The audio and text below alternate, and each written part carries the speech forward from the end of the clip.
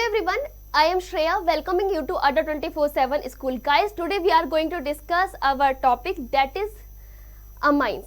प्यारे बच्चे, अमाइंस हमारा चैप्टर नंबर 13 है जो कि क्लास 12th का है. एंड यस, हम लोग इस चैप्टर में ऑलरेडी एक टॉपिक डिस्कस कर चुके हैं और नेक्स्ट टॉपिक अब डिस्कस करने वाले हैं. तो प्यारे बच्चे, हम लोग क्या डिस्कस कर चुके हैं, क्या डिस्कस करने वाले हैं, चलिए इसके बारे में बात कर लेते हैं. तो preparation of amine and it's physical properties. किसकी बात कर रहे हैं? Preparation of amines and it physical properties. ये हम लोग अपने लास्ट सेशन में डिस्कस कर चुके हैं. आज हम डिस्कस करने वाले हैं physical properties and chemical properties of amine. यानी इस सेशन में हम लोग एमाइंस की फिजिकल और केमिकल प्रॉपर्टीज को डिस्कस करेंगे एंड नेक्स्ट सेशन में हम लोग डाईएजोनियम सॉल्ट को डिस्कस करेंगे. तो चलिए बच्चे, बिना समय को बर्बाद किए हुए इसके बारे में बात कर लेते हैं. What is physical and chemical properties of amine. तो प्यारे बच्चे, एमाइंस की फिजिकल प्रॉपर्टी की बात करें तो जब ये हायर मॉलिक्यूलर मास के होते हैं या फिर इनका हायर मास होता है तो ये अपनी स्टेट में लिक्विड होते हैं. बट जो हायर मॉलिक्यूलर मास के अमाइंस होते हैं ये स्टेट में सॉलिड होते हैं. उसी तरीके से अगर इनकी रिएक्टिविटी की बात की जाए तो ये अपने कोल्ड वाटर में आसानी से सॉल्युबल होते हैं जबकि हॉट वाटर के साथ रिएक्शंस देते हैं. प्यारे बच्चे, ऑर्गेनिक सॉल्वेंट्स के साथ में भी रिएक्शंस देते हैं.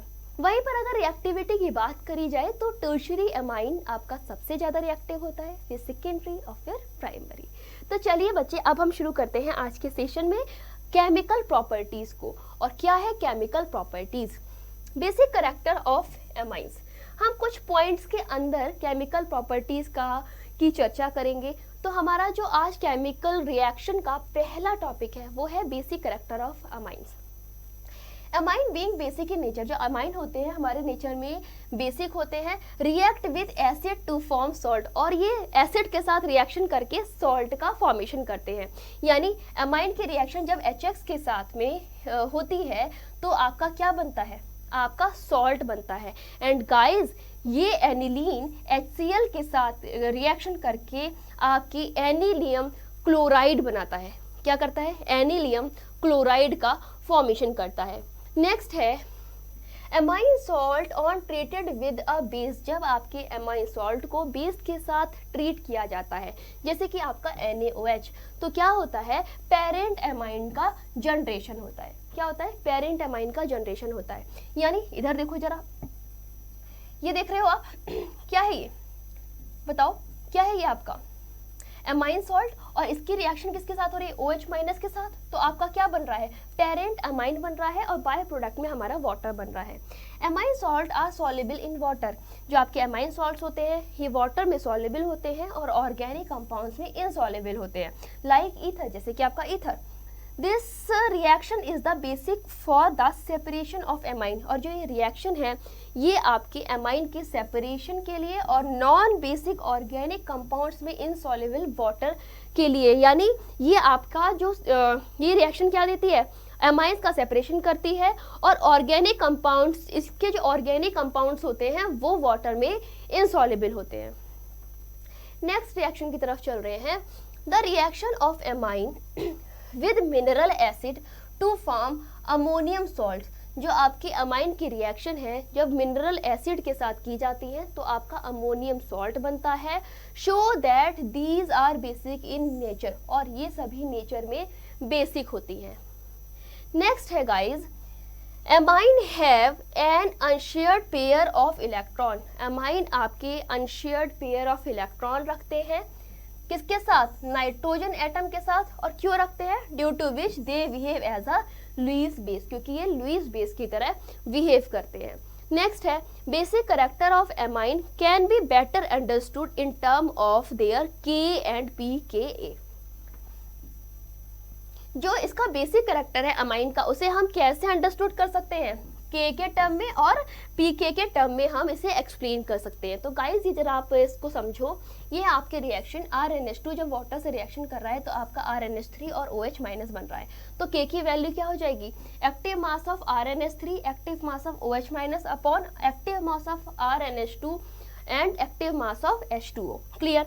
और जब इसके क्रॉस मल्टीप्लीकेशन करोगे तो क्या बनेगा, KH2O equal to active mass of NH3 active mass of OH upon NH2। तो KB इक्वल टू क्या आ जाएगा गाइज, KB इक्वल टू क्या आ जाएगा, RNH3 active mass of RNH3 positive active mass of OH minus upon active mass of RNH2। और ये किसके बराबर होगा, KKB equal to log KB के, KPKB equal to log KB के बराबर होगा।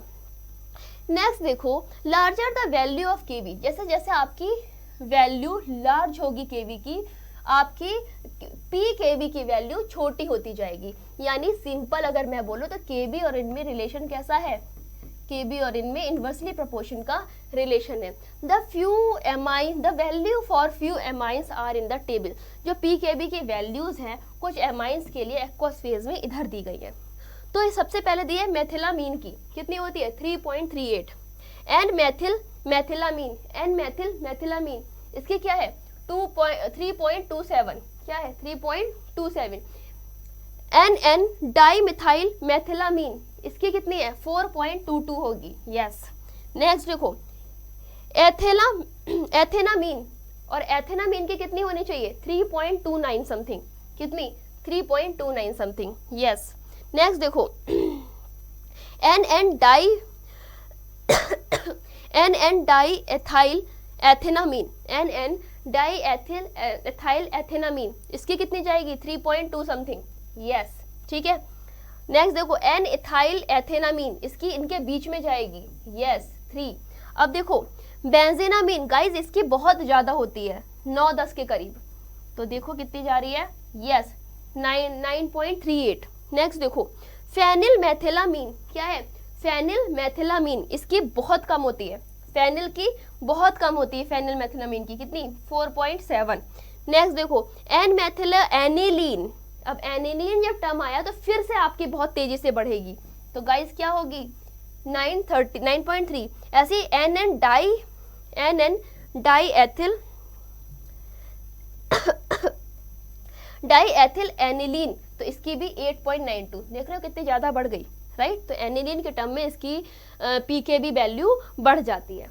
अब देखो जरा PKB value of ammonia is 4.79, जो आपकी PKB वैल्यू है अमोनिया की वो कितनी है 4.75 है।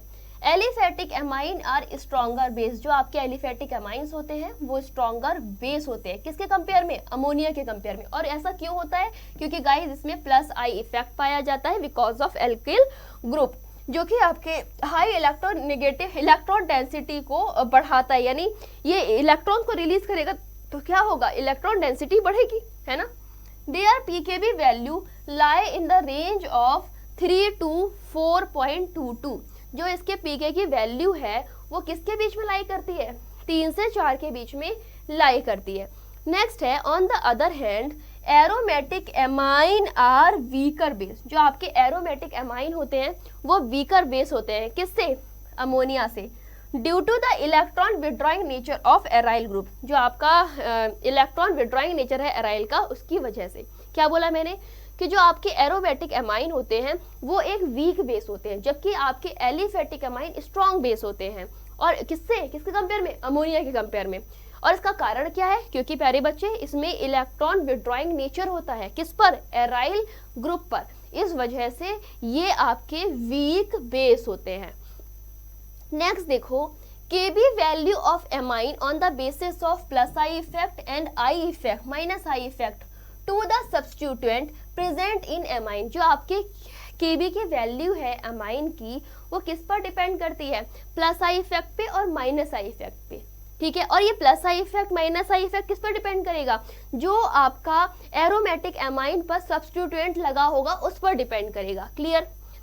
Beside inductive effect there are other effect like solvation effect, यहाँ पर इंडक्टिव इफेक्ट के अलावा और भी इफेक्ट होते हैं, जैसे कि गाइस कौन सा, सॉल्वेशन इफेक्ट, स्टेरिक हिंड्रेंस, ये सभी आपके क्या होते हैं, इफेक्ट होते हैं, which affect the basic strength of amine, जो कि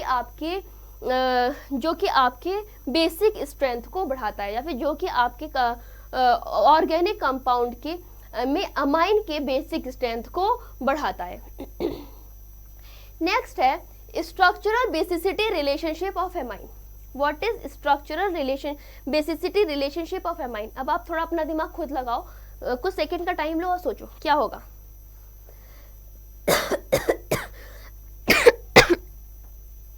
देखो, जब बेसिसिटी की बात आती है, जब एसिडिटी की बात आती है तो स्ट्रक्चर बेस्ड होती है ना। तो देखो, basicity of amine is related to their structure. ये किससे रिलेट करती है? ये आपके एरोमेटिक एमाइन की स्ट्रक्चर से रिलेट करती है। Basic structure of an amine depend on their case of formation of cation. ये जो आपका बेसिक कैरेक्टर है एमाइन का, ये किस पर डिपेंड करेगा? फॉर्मेशन ऑफ कैटाइन पर, बाय एक्सेप्ट। और ये जो आपका फॉर्मेशन ऑफ कैटाइन है ये किस पर डिपेंड करेगा? Bye accepting a proton from the acid. जब आपका प्रोटॉन किसी एसिड से एक्सेप्ट कर लिया जाएगा। Clear? The more stable the cation is relative to the amine. अगर आपका कैटायन स्टेबल है तो आपका बनने वाला प्रोडक्ट भी स्टेबल होगा, और साथ में जो एमाइन होगा वो आपका मोर बेसिक होगा। क्लियर? नेक्स्ट देखो, एल्केनामाइन वर्सेस अमोनिया। अब हमको इनमें कंपेयर करना है, किसमें? एल्केनामाइन और अमोनिया। तो let us consider the reaction of an alkanamine and ammonia with a proton to compare their basicity. तो आपके जो एल्केनामाइन के अमोनिया के साथ रिएक्शन हो रही है, किसके साथ हो रही है? प्रोटॉन के साथ हो रही है, और ये आपके बेसिसिटी को कंपेयर कर रहा है। यानी अमोनिया ने क्या किया, सॉरी प्राइमरी अमाइन ने क्या किया, प्रोटॉन के साथ को एब्स्ट्रैक्ट कर लिया और साथ में आपको क्या दे दिया? RNH3 positive. ठीक है, अब देखो यहाँ पर देखो एक बार फिर से, ये न्यूक्लियोफाइल है, ये क्या करेगा? प्रोटॉन को डोनेट करेगा और एक बार फिर से बॉन्ड का फॉर्मेशन कर लेगा। यहाँ पर भी क्या हुआ? नाइट्रोजन के पास लोन पेयर इलेक्ट्रॉन्स थे, इसने डोनेट कर दिए और बॉन्ड का फॉर्मेशन कर लिया। क्लियर? तो ये क्या शो कर रहा है? ये अपनी बेसिसिटी को शो कर रहा है। Due two electron releasing nature of alkyl group, क्योंकि आपका जो एल्किल ग्रुप होता है उसके पास कौन सा नेचर होता है? इलेक्ट्रॉन रिलीजिंग ग्रुप, है ना। It pushes electron towards nitrogen. एक तो नाइट्रोजन ऑलरेडी ज़्यादा इलेक्ट्रॉन रख रहा है, उसके बाद अनशेयर्ड पेयर इलेक्ट्रॉन है, ऊपर से ये जो मिथाइल ग्रुप है वो और इलेक्ट्रॉन दिए जा रहा है इसको, तो ये क्या करेगा? दस make the unshared electron pair more available. इसके पास और ज़्यादा अनशेयर्ड पेयर इलेक्ट्रॉन हो जाएंगे जो कि प्रोटॉन के साथ ही शेयर कर सकता है। ठीक है, for sharing with the proton of N acid, किसी एसिड के प्रोटॉन के साथ में ये जिसे शेयर कर पा रहा है। Moreover the substituted ammonia ion formed from amine and gas stabilize। अब क्या होगा? जो आपका सब्स्टिट्यूटेड अमोनिया है वो फॉर्म होगा किससे? एमाइन से, जो कि स्टेबलाइज हो जाएगा। अब क्यों स्टेबलाइज होगा ये बताओ। तो गाइज इसका रीजन है due to plus I effect, है ना। क्यों हो जाएगा? Due to dispersal of positive charge, क्योंकि पॉजिटिव चार्ज बढ़ रहा है by the plus I effect of the alkyl group. Alkyl group की वजह से, एल्किल ग्रुप अटैच होने की वजह से प्लस आई इफेक्ट बढ़ रहा है, और जिससे कि ये स्टेबलाइज की तरफ जा रहा है। Hence alkylamine are stronger base than amine, और इसी वजह से जो हमारा एल्केलामाइन है वो अमोनिया से ज़्यादा स्टेबल बेस होता है। क्लियर? इतने में तो कोई डाउट नहीं। तो नेक्स्ट पॉइंट की तरफ चले। नेक्स्ट पॉइंट है दस the basic nature of aliphatic amine should be increase. तो आपका जो एलिफेटिक एमाइन है उसका बेसिक नेचर इंक्रीज होना चाहिए। किसके साथ इंक्रीज होना चाहिए? जैसे जैसे नंबर ऑफ एल्किल ग्रुप बढ़ेंगे वैसे वैसे बेसिक नेचर भी बढ़ना चाहिए। क्या होना चाहिए? बेसिक नेचर भी बढ़ना चाहिए। This trend is follow the gaseous phase, और ये ट्रेंड आपका गैशियस फेज में फॉलो करता है। क्लियर? क्लियर? चलिए नेक्स्ट पॉइंट की तरफ। गाइज नेक्स्ट पॉइंट देखो जरा। The order of basicity of amine in the gaseous phase. किसकी बात कर रहे हैं हम? ऑर्डर ऑफ बेसिसिटी की बात कर रहे हैं। किसमें? एमाइन की ऑर्डर बेसिसिटी का बात कर रहे हैं in the gaseous phase. Gaseous phase में क्या ऑर्डर फॉलो करता है? चलो देख लेते हैं। तो गाइज एज यूजुअल जो मैंने आपको प्राइम एमाइन में बताया था बिल्कुल वही आपका ऑर्डर फॉलो होगा। सबसे ज़्यादा जो बेसिसिटी होगी वो किसकी होगी? बेसिसिटी। तो सबसे ज़्यादा जो बेसिसिटी होगी वो टर्शियरी एमाइन की होगी। फिर आपके सेकेंडरी अमाइन की होगी, और यस गाइज फिर आपके प्राइमरी अमाइन की होगी। ऐसा क्यों हुआ? क्योंकि गाइज इसमें आपके एल्किल ग्रुप बढ़ते जा रहे हैं। जब एल्किल ग्रुप बढ़ते जा रहे हैं तो बेसिसिटी भी आपकी बढ़ती जाएगी, क्योंकि स्टेरिक हिंड्रेंस आपका बढ़ जाएगा, राइट। और स्टेरिक हिंड्रेंस क्यों बढ़ेगा? क्योंकि आपका मिथाइल ग्रुप बल्की होता है, आपका न्यूक्लियोफाइल आकर प्रॉपर इलेक्ट्रोफाइल इंटरैक्ट नहीं कर पाएगा। क्लियर? नेक्स्ट देखो, the trend is not regular in the aqueous state. और ये जो स्टेट जो आपका ये ट्रेंड है, ये एक्वस स्टेट में रेगुलर नहीं रहता। क्या रहता है? चलो इसको किसके पीकेबी वैल्यू के हिसाब से समझ लेते हैं। तो प्यारे बच्चे, ये जो पीकेबी वैल्यू है ये अभी मैंने आपको समझाई थी, आपने देखा था इन वैल्यूज को, मेथेनामाइन की N methylamine, N dimethylamine, ethylamine, N ethyl amine, N diethylamine, benzenamine, phenyl methylamine, N methyl aniline, N dimethyl. तो मैंने क्या बताया था, एनिलीन की हाईएस्ट बेसिसिटी होती है ना, बढ़ती जाती है, अचानक से बढ़ जाती है, राइट। नेक्स्ट, तो इनके बेस पर अब हमने देख लिया कि क्या होता है कि भाई रेंज आपकी कन्वर्ट होती है बेसिसिटी की। एनिलीन वाले में आपकी ज़्यादा हो गई, ठीक है, अमाइन के जितने भी फेनिल के थे उनके में कम थी, ठीक है, नॉर्मल वाले में आपकी बीच की थी, ठीक है। इस तरीके से आपकी अचानक से चेंज हो रही है। नेक्स्ट देखो, the aqueous phase is substituted ammonium cation. जो आप एक्वस फेज में क्या होता है, जो सब्स्टिट्यूटेड अमोनियम कैटाइन होता है वो स्टेबलाइज हो जाता है। और क्यों स्टेबलाइज हो जाता है? इलेक्ट्रॉन रिलीजिंग इफेक्ट की वजह से या फिर प्लस आई इफेक्ट की वजह से, जो कि आपका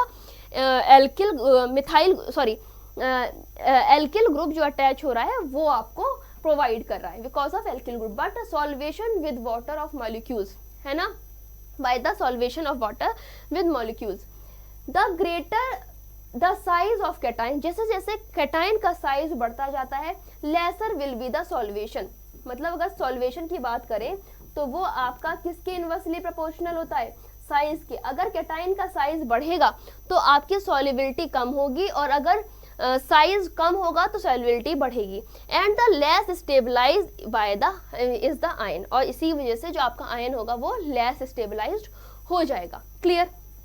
नेक्स्ट पॉइंट की बात करें गाइज, क्या है नेक्स्ट पॉइंट?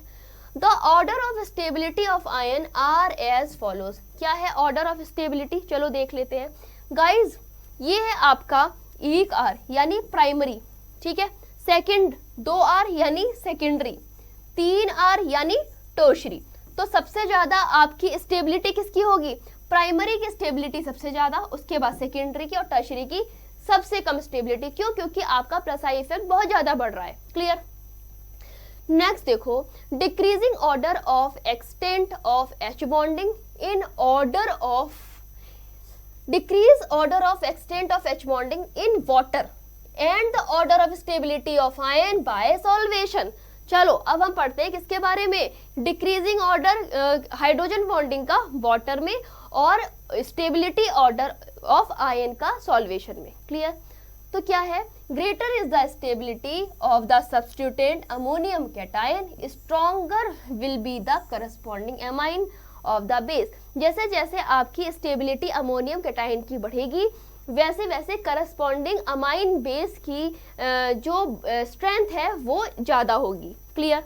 इसका मतलब ये हुआ कि जो आपकी बेसिसिटी है एलिफेटिक एमाइन की वो क्या होनी चाहिए? बेसिसिटी ऑफ एलिफेटिक अमाइन की क्या होगी? Should be primary is greater then, secondary is greater then tertiary. मतलब सबसे ज्यादा स्टेबिलिटी प्राइमरी की और सबसे कम टर्शियरी की। Which opposite to the inductive effect based order. ये आपका किसके अपोजिट है? इंडक्टिव इफेक्ट के अपोजिट है। Secondly, when the alkyl group is small, जैसे आपका एल्किल ग्रुप स्मॉल होता है, लाइक जैसे कि आपका मिथाइल ग्रुप है, there is no steric hindrance to bonding, तो आपका स्टेरिक हिंड्रेंस कम हो जाता है।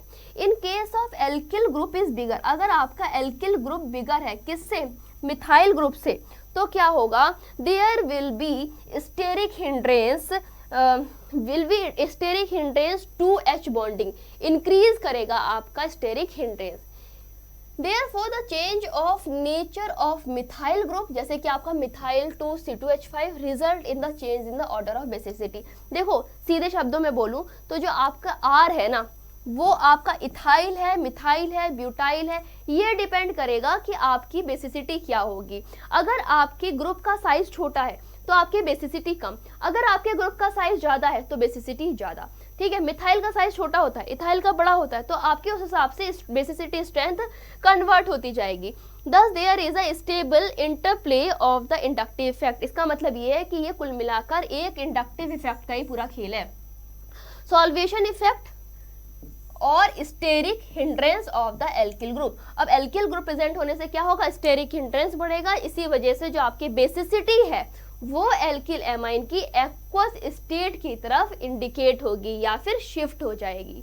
नेक्स्ट देखो, the order of basic strength in the case of methyl substituted amine and ethyl substituted amine in the aqueous solution R F follows. तो जो आपका ऑर्डर है बेसिक स्ट्रेंथ का, किसके लिए, सब्स्टिट्यूटेड एमाइन के लिए, चलो उसकी हम एक बार वो देख लेते हैं कि क्या एरो रहेगा।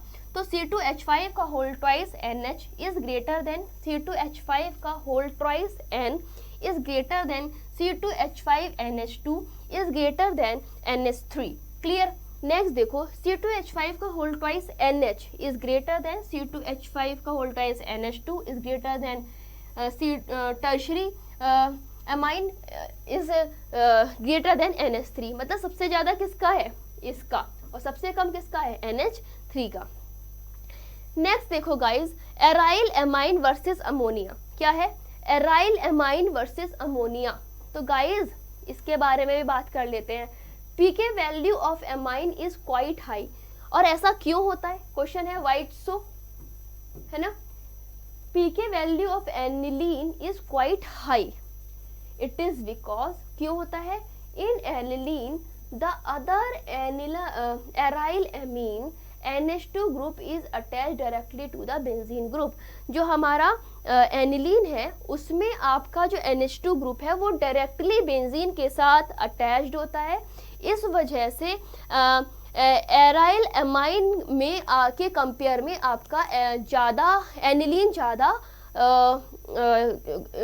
पीके वैल्यू को रखता है। क्लियर। इट रिजल्ट्स, अब देखो ये चीज़ मैंने पीछे भी आपको बताई थी कि जो यहाँ पे आपका एनिलीन आएगा ना, आपकी वैल्यू अचानक से बढ़ जाएगी। क्यों, क्योंकि ये डायरेक्ट आपके बेंजीन के साथ में NH2 ग्रुप जुड़ा होता है। ठीक है। It results in the unshared electron pair, और इसका कारण बनता है unshared electron pair on nitrogen atom to be conjugated with the benzene ring, जो कि आपके बेंजीन रिंग के साथ कॉन्जुगेटेड होता है, और एंड दस making it's available for protonation, और यही आपके प्रोटोनेशन के लिए लेस अवेलेबिलिटी देता है। ठीक है। तो अगर हम एनिलीन के रेजोनेटिंग स्ट्रक्चर्स लिखें तो हम क्या देखेंगे कि guys resonance hybrid of the following 5 structures, ये जो एनिलीन होती है ये हमारे इन 5 रेजोनेटिंग स्ट्रक्चर की हाइब्रिड होती है। कौन कौन से हैं रेजोनेटिंग स्ट्रक्चर? पहला देखो, इसमें क्या हुआ है कि नाइट्रोजन अपने इलेक्ट्रॉन डोनेट करके पाई बॉन्ड बन गया, डबल बॉन्ड हो गया। फिर ये जो आपके कार्बोएनाइन है ये क्या करेंगे, बॉन्ड फॉर्मेशन करेंगे।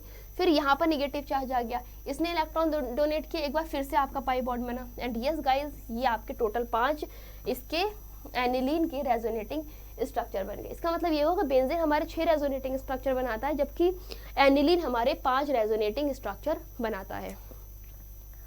On the other hand, anilium ion obtained by accepting a proton, जो आपका एनीलियम आयन है वो कैसे बनता है, जब ये एक प्रोटॉन को एक्सेप्ट कर लेता है। Can have only 2 resonating structure, और ये सिर्फ कैकुले के 2 स्ट्रक्चर्स रखता है, यानी सिर्फ 2 रेजोनेटिंग स्ट्रक्चर रखता है। इसने क्या किया, प्रोटॉन एक्सेप्ट करके ये आपका एनीलियम आयन बन गया। और यस गाइज, इसके सिर्फ 2 रेजोनेटिंग स्ट्रक्चर्स हैं। नेक्स्ट देखो, we know that the greater number of resonating structure the greater is the stability. जितने ज़्यादा आपके रेजोनेटिंग स्ट्रक्चर होते हैं उतनी ज़्यादा स्टेबिलिटी होती है। तो अब एक बात बताओ, एनिलियम के ज़्यादा स्ट्रक्चर थे या फिर एनिलीन के ना? तो यस गाइस, एनिलीन आपका ज़्यादा स्टेबल हुआ। नेक्स्ट देखो, thus we can refer that aniline have 5 resonating structure is more stable than anilium ion, और इसी वजह से यह एनिलियम आयन से ज़्यादा स्टेबल होगा. Hence the proton acceptability or the basic nature of aniline or other aromatic aniline would be less than that of ammonia. जो आपके बेसिक नेचर की एक्सेप्टेबिलिटी है एनिलीन में, वो आपकी अमाइन से कम होगी, है ना, अमाइन से और अमोनिया से कम होगी. क्लियर?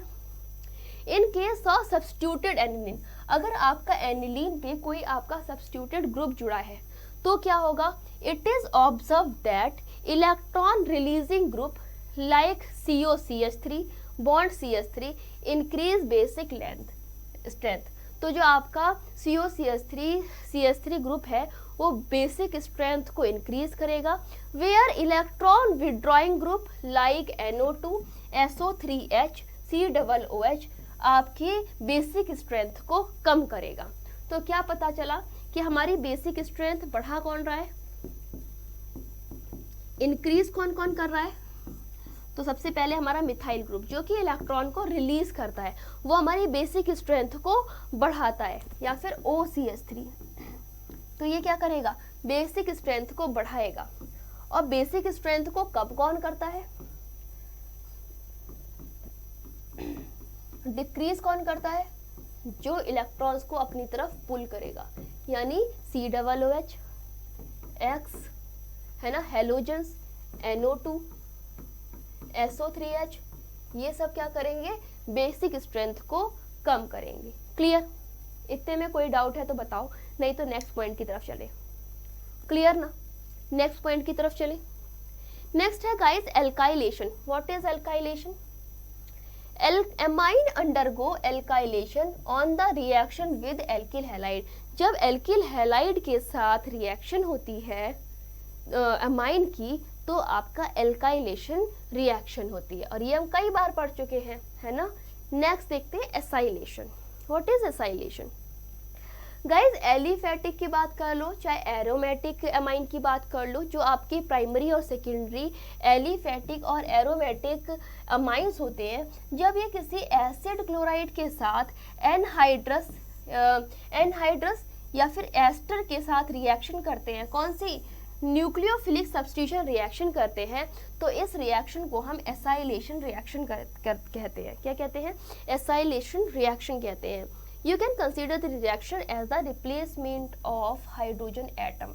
इसमें क्या होता है कि आपके NH2 से हाइड्रोजन एटम का रिप्लेसमेंट हो जाता है, और जो आपका NH ग्रुप है ना, बाय NH ग्रुप और एसाइल ग्रुप, किसके द्वारा? या तो NH ग्रुप से या फिर एसाइल ग्रुप से आपके NH2 हाइड्रोजन एटम का रिप्लेसमेंट हो जाता है. ठीक है. नेक्स्ट देखो, the product obtained by acylation, और इस जो आपका प्रोडक्ट आएगा वो किसके द्वारा जाएगा? एसाइलेशन रिएक्शन के द्वारा जाएगा, और इसे हम कहते हैं एमाइड. क्या कहते हैं? एमाइड. नेक्स्ट स्लाइड देखो, the reaction is carried out in the presence of base by a base stronger than amine. अब आपकी एक रिएक्शन हो रही है जो कि किसी बेस की प्रेजेंस में हो रही है, ठीक है, तब ये ज्यादा स्ट्रॉन्ग होगी. कैसे? As compare to amine like pyridine which removes HCl, जो कि आपके HCl को रिमूव कर देगा. So formed and shift the equilibrium right hand side, और जो आपका इक्विलिब्रियम है वो राइट हैंड साइड की तरफ शिफ्ट हो जाएगा.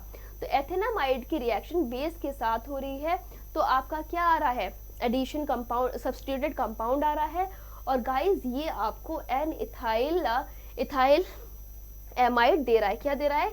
एन इथाइल एथेनामाइड दे रहा है, और साथ में आपका बाय प्रोडक्ट HCl बन रहा है. अब गाइस देखो, एन एथिल एथेनामाइड की रिएक्शन जब बेस के साथ हो रही है तो आपका एन डाई एथिल एथेनामाइड बन रहा है.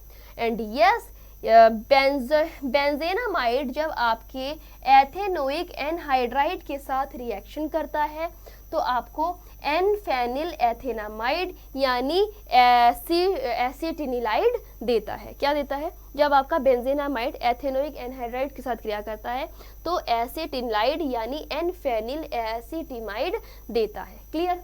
नेक्स्ट पॉइंट की तरफ चले। नेक्स्ट है amide also react with benzoyl chloride. जो आपका एमाइड है वो किसके साथ रिएक्ट करता है? बेंजोइल क्लोराइड के साथ, और इस रिएक्शन को हम कहते हैं बेंजोलेशन। क्या कहते हैं? बेंजोलेशन। यानी मेथेनामीन जब आपका बेंजोइल क्लोराइड के साथ रिएक्शन करता है तो एन मेथिल बेंजीनामाइड देता है। क्या देता है? एन मेथिल बेंजीनामाइड देता है। नेक्स्ट देखो carbyl amine reaction. What is carbyl amine reaction? Guys देखो जरा, जब आपका aliphatic and aromatic primary amine गर्म किया जाता है क्लोरोफॉर्म के साथ एथेनोइक KOH के प्रेजेंस में तो आपका आइसोसाइनाइड और कार्बिल एमीन बनता है, और which are full of smelling substance, और ये बहुत गंध वाले सब्सटेंस होते हैं। Clear? Secondary and tertiary amine do not show this reaction. जो आपका सेकेंडरी और टर्शरी एमाइन है ये आपकी कार्बिल एमीन रिएक्शन शो नहीं करते हैं, और इस रिएक्शन का नाम क्या होता है? Carbyl amine reaction. Guys RNH2 reaction करेगा CaCl3 के साथ इन the presence of alcoholic potassium hydroxide, तो फिर आपका क्या होगा? हीट करने पर ये आपको क्या देगा? साइनोहाइड्रिन, और साथ में आपको आइसोसाइनाइड, और साथ में आपको बाई प्रोडक्ट में KCl और वाटर देगा। नेक्स्ट देखो, नेक्स्ट है reaction with nitrous acid. Nitrous acid का रिएक्शन क्या है? 3 class of amine react differently with nitrous acid. जो आपकी एमाइंस है 3 क्लास के, प्राइमरी सेकेंडरी टर्शरी, ये नाइट्रस एसिड के साथ रिएक्शन करके अलग अलग तरीके के मिनरल एसिड या फिर नाइट्रेट्स बनाते हैं। तो प्राइमरी एलिफेटिक एमाइन क्या करता है? जब नाइट्रस एसिड के साथ रिएक्शन करता है तो एलिफेटिक डाईएजोनियम सॉल्ट बनाता है जो कि अनस्टेबल होता है, और गाइस साथ में आपकी नाइट्रोजन गैस निकलती है। ठीक है? क्लियर? इसी तरीके से क्वांटिटेटिव इवैल्यूएशन की बात करें तो ये आपके अमाइनो एसिड और प्रोटीन्स का एस्टिमेशन करता है। यानी एमाइड की रिएक्शन जब HNO2 से होती है, किसके प्रेजेंस में? NaNO2 और HCl के प्रेजेंस में, तो आपका एडिशन कंपाउंड बनता है। वाटर के साथ रिएक्शन करके ये आपको एल्कोहल, नाइट्रोजन और HCl देता है। क्लियर? नेक्स्ट देखो, एरोमेटिक अमाइन की रिएक्शन जब नाइट्रस एसिड से होती है, किस पर? लो टेम्परेचर पर, तो गाइज आपका डाईएजोनियम सॉल्ट बनता है। A very important class is used for the synthesis of variety of aromatic compound, और बहुत इंपॉर्टेंट सिंथेसिस वेराइटी बनता है किसका? एरोमेटिक कंपाउंड का, जो कि हम यहाँ पर डिस्कस करने वाले हैं। देखो, जब एनिलीन की रिएक्शन NaNO2 और HCl के साथ हाई टेम्परेचर पर होती है तो बेंजीन डाईएजोनियम क्लोराइड बनता है, बाई प्रोडक्ट NaCl और H2O बनता है। यानी कि सेकेंडरी और टर्शरी एमीन रिएक्शन करके क्या बनाते हैं? React with nitrous acid and different manner में अपने प्रोडक्ट्स देते हैं। जैसे कि आपका नेक्स्ट पॉइंट है reaction with aryl sulphonyl chloride, कि एराइल सल्फोनिल क्लोराइड के साथ ये क्या रिएक्शन देता है? तो गाइस बेंजीन सल्फोनिल क्लोराइड जब आपका एराइल सल्फोनिल क्लोराइड के साथ रिएक्शन करता है, जिसे आप हाइजेनबर्ग रिएजेंट बोलते हो, ये रिएक्ट करके प्राइमरी और सेकेंडरी सल्फोनामाइड बनाता है। कौन? Benzene sulphonyl chloride. यस, तो देख ले को एराइल सल्फोनिल क्लोराइड जब बेंजीनामाइड के साथ रिएक्शन करता है तो क्या बनाता है? एन इथाइल बेंजीन सल्फोनामाइड बनाता है, जो कि एल्कली में सॉल्युबल होता है। नेक्स्ट है reaction with benzene sulphonyl chloride with primary amine, तो क्या बनाएगा? प्राइमरी एमाइन के साथ रिएक्शन हुई एराइल एमाइन के साथ, और आपका क्या बना? N ethyl benzene sulfonamide. Next देखो, hydrogen attach to the nitrogen sulfonamide. जो आपका हाइड्रोजन है वो नाइट्रोजन सल्फोनामाइड के साथ अटैच होता है और स्ट्रांगली एसिड होता है। ठीक है? और due to this presence of strong electron withdrawing sulfonyl group, और जो स्ट्रॉन्ग विड्रॉइंग सल्फोनिक ग्रुप का प्रेजेंस है, देखो hydrogen attach to the nitrogen in sulfonamide, जो आपका हाइड्रोजन है वो किस में अटैच्ड है? हाइड्रोजन सल्फोनामाइड में। इज स्ट्रॉन्गली एसिड, और ये स्ट्रॉन्गली एसिड होता है। क्यों होता है strongly acid? Due to the presence of electron withdrawing group, क्योंकि इसमें electron withdrawing sulfonyl group attach होता है। क्लियर गाइज, ये आपका एल्कली में सॉल्युबल होता है। क्लियर। नेक्स्ट पॉइंट देखो, बी पॉइंट है, in the reaction with secondary amine, जब इसकी सेकेंडरी अमाइन से रिएक्शन होती है तो आपका NN डाईएथिल बेंजील सल्फोनामाइड का निर्माण होता है। तो गाइज ये है आपकी रिएक्शन। देखो क्या हो रहा है कि आपका बेंजील सल्फोनिल क्लोराइड आपका रिएक्शन कर रहा है, ठीक है, किससे? डाईएथाइल अमाइन से, और आपका क्या बन रहा है यहाँ पर? Benzene N diethyl benzyl sulfonamide बन रहा है। क्लियर। क्योंकि NN dimethyl sulfonamide does not contain any hydrogen atom, क्योंकि इसमें कोई भी ऐसा हाइड्रोजन एटम नहीं होता जो कि नाइट्रोजन से कनेक्ट हो, इसी वजह से यह एसिडिक नहीं होता। इसका मतलब ये हुआ कि ये एल्कली में सॉल्युबल नहीं होता। ठीक है। नेक्स्ट है गाइस, सेकेंडरी हमने डिस्कस कर लिया, अब हम आते हैं टर्शरी पर। टर्शरी अमाइन का क्या सीन है गाइस? जो आपका टर्शरी अमाइड है ये आपके बेंजील सल्फोनिल क्लोराइड के साथ रिएक्शन नहीं कर रहा, जबकि सेकेंडरी कर लेता है। ठीक है। The property of amine reacting with benzyl sulfonyl chloride in a different manner is used to distinction of primary, secondary and tertiary amine. ये जो आपके बेंजील सल्फोनिल क्लोराइड से तीन तरीके के अमाइन, तीन तरीके की रिएक्शंस दे रहे हैं, यही तो आपके प्राइमरी, सेकेंडरी, टर्शरी अमाइन के डिफरेंशिएट कर रहे हैं। कैसे पता लगाओगे कि ये आपका प्राइमरी है, ये सेकेंडरी है, ये टर्शरी है? तो आपको उसके लिए क्या करना पड़ेगा? तीनों को बेंजील सल्फोनिल क्लोराइड से रिएक्शन करानी होगी, तो ये अपनी अलग अलग रिएक्शन देंगे। टर्शरी रिएक्शन देगा ही नहीं, सेकेंडरी प्राइमरी देगा अपने अपने टर्म्स में। तो यस, इससे आप रिकॉग्नाइज कर सकते हो कि आपका कौन सा वाला एमाइन है ये। However these days benzyl sulfonyl chloride is replaced by paratoluene sulfonyl chloride. तो आजकल क्या हो रहा है, लैब में हम लोग बेंजील सल्फोनिल क्लोराइड की जगह पैराटोलुइन सल्फोनिल क्लोराइड का भी यूज कर रहे हैं। नेक्स्ट है गाइस इलेक्ट्रोफिलिक सब्स्टिट्यूशन रिएक्शन। क्या है? Aniline is a resonance hybrid of 5 structure. Aniline के पास क्या होते हैं? 5 रेजोनेटिंग स्ट्रक्चर होते हैं। Ortho and para position 2 NH2 group become centre to high electron density. जो इसका ऑर्थो और पैरा पोजीशन होती है वो हाई इलेक्ट्रॉन डेंसिटी की होती है। इसका मतलब ये हुआ कि अगर कोई भी बाहर से ग्रुप आएगा तो वो ऑर्थो और पैरा डायरेक्टिंग होगा या फिर ऑर्थो पैरा एक्टिवेटिंग ग्रुप होगा। तो पहली इसकी रिएक्शन हम लोग देखते हैं जो कि ऑर्थो पैरा एक्टिवेशन को प्रूफ करती है। तो पहली है ब्रोमिनेशन। अगर आप एनिलीन का ब्रोमीन से रिएक्शन, ब्रोमीन वाटर के साथ रूम टेम्परेचर पर रिएक्शन कराते हो तो वाइट प्रेसिपिटेशन आता है। किसका वाइट प्रेसिपिटेशन आता है? 2,4,6 ट्राइब्रोमो एनिलीन का। तो गाइस चलो देख लो इसको। जब एनिलीन की रिएक्शन 3Br2 के साथ होती है तो 2,4,6 ट्राइब्रोमो एनिलीन और साथ में HBr आता है, और ये आपका क्या शो करता है बच्चे? ये आपका शो करता है ब्रोमिनेशन रिएक्शन को, यानी आपके प्रेसिपिटेशन को। क्लियर।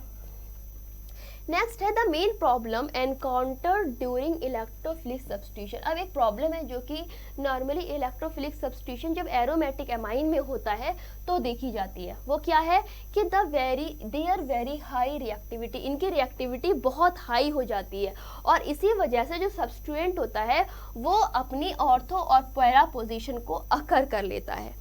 हैव अ लुक, जब एनिलीन की क्रिया पेरिडीन की प्रेजेंस में होती है तो आपका एन फेनिल एथिना डायामीन बनता है। क्या बनता है? एन फेनिल एथिल डायामीन बनता है। एंड गाइस ये Br2 की वीक एसिड की प्रेजेंस में रिएक्शन करके मेजर प्रोडक्ट 4 ब्रोमो एनिलीन देता है। क्लियर। रिएक्शन को एक बार देख लो फिर नेक्स्ट पॉइंट की तरफ चलते हैं। गाइस नेक्स्ट देखो, the lone pair of electron of nitrogen acetylamide interact with oxygen. जब आपका नाइट्रोजन एसिटिलिनाइड का नाइट्रोजन ऑफ एसिटिलिनाइड, जब आपका एसिटिलाइड का नाइट्रोजन इंटरेक्ट करता है ऑक्सीजन के साथ में तो आपके कुछ रेजोनेटिंग स्ट्रक्चर देता है। एंड गाइस ये है 2 रेजोनेटिंग स्ट्रक्चर, आप देख पा रहे होगे। नाइट्रोजन अपने लोन पेयर ऑफ इलेक्ट्रॉन को डोनेट कर देगा, पॉजिटिव हो जाएगा, डबल बॉन्ड का फॉर्मेशन हो जाएगा। ऑक्सीजन इलेक्ट्रॉन निगेटिव होने की वजह से पाई इलेक्ट्रॉन को अट्रैक्ट कर लेगा और खुद निगेटिव हो जाएगा। इससे क्या पता चला कि जो लोन पेयर ऑफ इलेक्ट्रॉन है नाइट्रोजन पर वो आपके लेस अवेलेबल हैं। किसके लिए? बेंजीन रिंग के डोनेशन के लिए। क्यों? क्योंकि वो रेजोनेंस में चले गए हैं। इसी वजह से जो आपका एक्टिवेटिंग इफेक्ट है किस पे, NaCO3 पर, वो आपका कम हो जाएगा एज कम्पेयर टू अमोनिया। क्यों? क्योंकि जो आपके नाइट्रोजन के लोन पेयर इलेक्ट्रॉन्स हैं वो तो पाई बॉन्ड का फॉर्मेशन कर रहे हैं। नेक्स्ट है guys nitration. Direct nitration of aniline yield oxidation product of nitro derivative. अब जो आपका नाइट्रेशन है गाइस, उसमें क्या होगा, जब आपके एनिलीन की रिएक्शन HNO3H2SO4 के साथ हाई टेम्परेचर पर होगी तो आपको क्या क्या मिलेगा? पैरा नाइट्रोटोलुइन मिलेगा 40। देखो पैरा, ऑर्थो और मेटा तीनों आपको मिलेंगे, देख पा रहे हो, पैरा मेटा ऑर्थो तीनों मिलेंगे, और जो आपका पैरा प्रोडक्ट होगा वो सबसे ज़्यादा होगा, पैरा डेरिवेटिव का क्वांटिटी सबसे ज़्यादा होगा। नेक्स्ट देखो, बाय प्रोटेक्टिंग NH2 ग्रुप, जब आप NH2 ग्रुप को प्रोटेक्ट करोगे एसिलेशन द्वारा, एसिटिलेशन द्वारा, तो क्या होगा, एसिटिक एनहाइड्राइड की प्रेजेंस में आपका ये रिएक्शन होगा और इस रिएक्शन में आपका पैरा नाइट्रो डेरिवेटिव बनेगा और जो कि एक मेजर प्रोडक्ट होगा। मतलब गाइस जब आपका एनिलीन पिरिडीन के साथ रिएक्शन करेगा तो एसिटिलिडीन बनेगा। क्या बनेगा? एसिटिलिनीन। ठीक है। अब देखो एसिटिलिडीन आपका जब रिएक्शन करेगा, एसिटिलाइड जब आपका रिएक्शन करेगा HNO3 और H2SO4 से, तो आपका पैरा नाइट्रो एसिटिलाइन बनेगा। अब ये पैरा नाइट्रो एसिटिलाइड हाइड्रेशन द्वारा क्या बनाएगा? पैरा नाइट्रो एनिलीन बनाएगा, यानी मेजर प्रोडक्ट आपका पैरा नाइट्रो एनिलीन बनेगा। नेक्स्ट है सल्फोनेशन। तो गाइस सल्फोनेशन में क्या होता है, जो आपके एनिलीन होता है वो कॉन्सेंट्रेटेड H2SO4 से रिएक्शन करता है और आपका एनिलियम हाइड्रोजन सल्फेट बनता है, और ये एनिलियम हाइड्रोजन सल्फेट जब सल्फ्यूरिक एसिड के साथ हाई टेम्परेचर पर गर्म किया जाता है तो पैरा अमाइनो बेंजीन बनता है। क्या बनता है? Para amino benzene. तो चलो देख लेते हैं एक बार। एनिलीन की रिएक्शन H2SO4 से हुई तो क्या बना? एनिलियम हाइड्रोजन सल्फेट बना। हाई टेम्परेचर पर गर्म करने पर ये आपको सल्फेनिक एसिड देगा और साथ में जब इसे आप रीअरेंज करोगे तो ये आपको जेटर आयन देगा। क्लियर। तो गाइज ये था हमारा टॉपिक जिसमें कि हम लोगों ने अमाइन की फिजिकल एंड केमिकल प्रॉपर्टीज को डिस्कस किया। नेक्स्ट सेशन में हम लोग डिस्कस करेंगे अबाउट डाईएजोनियम सॉल्ट। तो प्यारे बच्चे सेशन को लाइक कीजिएगा, प्लेलिस्ट को फॉलो कीजिएगा और अडर 24/7 स्कूल चैनल को सब्सक्राइब कीजिएगा। तो चलिए अभी के लिए बस इतना ही। Thanks for watching.